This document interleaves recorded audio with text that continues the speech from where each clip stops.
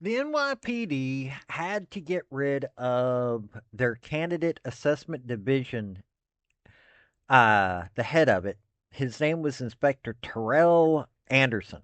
Why? Because he pushed through 80 candidates who had failed the department's psych exam.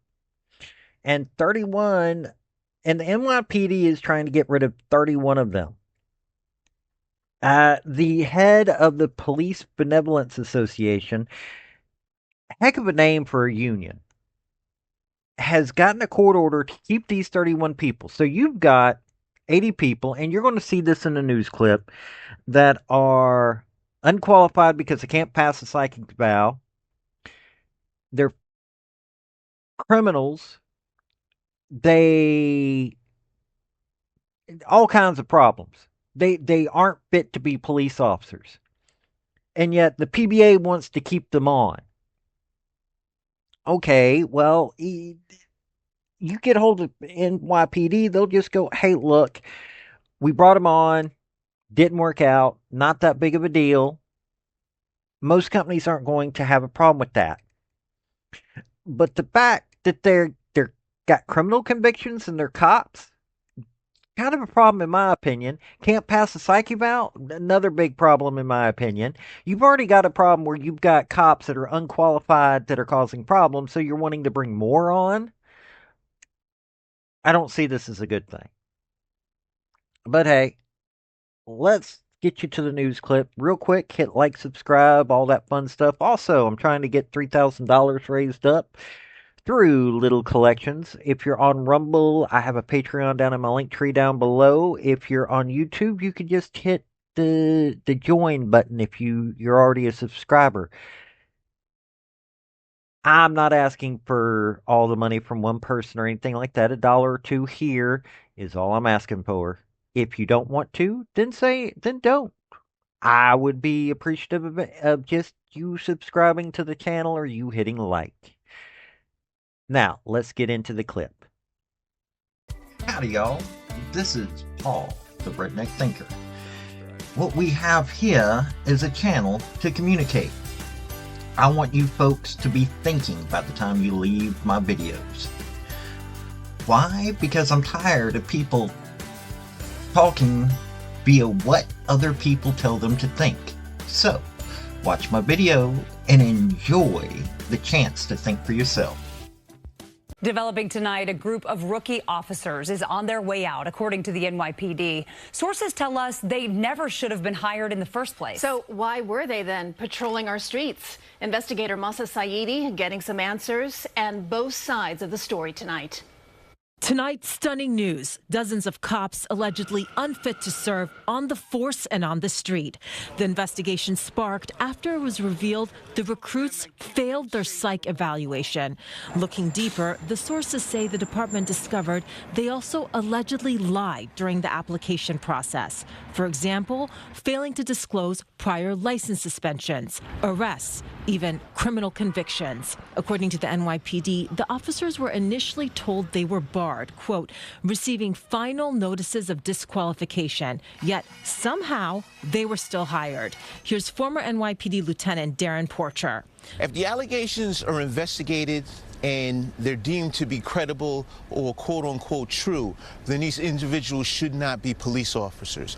An NYPD spokesperson says the department was not legally allowed to hire these individuals and was forced to inform them they could no longer continue. But the police officers union pushing back. Quote, these police officers aren't responsible for the NYPD's broken hiring process. The PBA president saying, quote, as far as they knew, they were qualified to be officers because the NYPD hired and trained them. Another great question regarding the hiring process. Are drug tests required? Absolutely, guys. This all happening in the midst of a mass exodus at the department. Data shows in 2023, hundreds more officers left the force than joined. In response, this year, the police commissioner reduced the number of college credits required to become a cop. In 2023, this requirement led to the disqualification of 29% of NYPD applicants, meaning we turned away 2,275 potential officers. We can't afford to do that any longer. So 31 officers are involved here, according to police sources. They've been on the job less than 2 years. They were part of the 2024 and 2025 class, we're told. In the next 24 hours, these officers either have to resign or they will be fired. Again, the union is pushing back against that. Coming up at 6, we're looking at what happens with the arrests that have already been made by these officers since it's being claimed that they're not trustworthy. So we heard two sides there in your report. Who then is responsible for this? So the person in charge of the unit that's in charge of hiring has been transferred out, according to sources, and they are facing disciplinary charges. That's all we know at this hour. But again, we'll be back at 6 with any new information that we learn. All right, Masa, thank you for that. Past the fact that it's NYPD and they've got an interesting history. I mean, just watch Serpico. For that matter,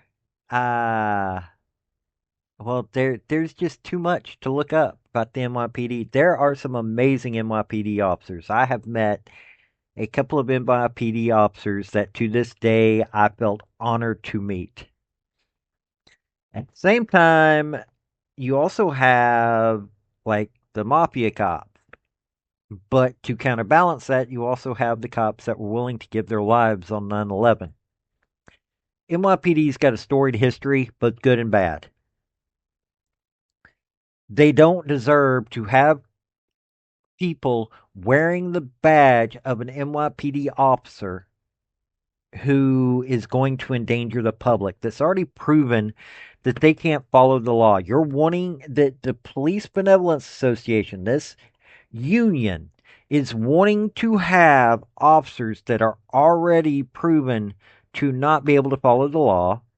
You've got others that can't pass a psych evaluation, which means at some point they could do things because their psyche just isn't qualified for a stressful situation. Now, some of them might turn into amazing people, but there are too many red flags here. Sadly, this is probably happening all over the country. But you tell me, would you want to have these people being cops in your neighborhood? I don't know if any of y'all are from New York City. If you are, hey, this is coming from a guy that for a very short time and can't remember it. When I was like 3 or 4 years old, actually lived in New Hyde Park. No joke.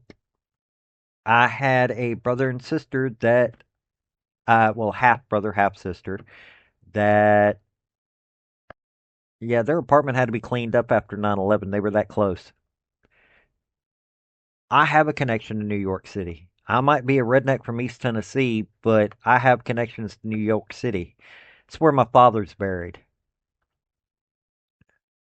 So, yeah, I have connections there, and I don't want to see the city have any more problems than they already do. And this is not a way to keep problems from happening, in my opinion.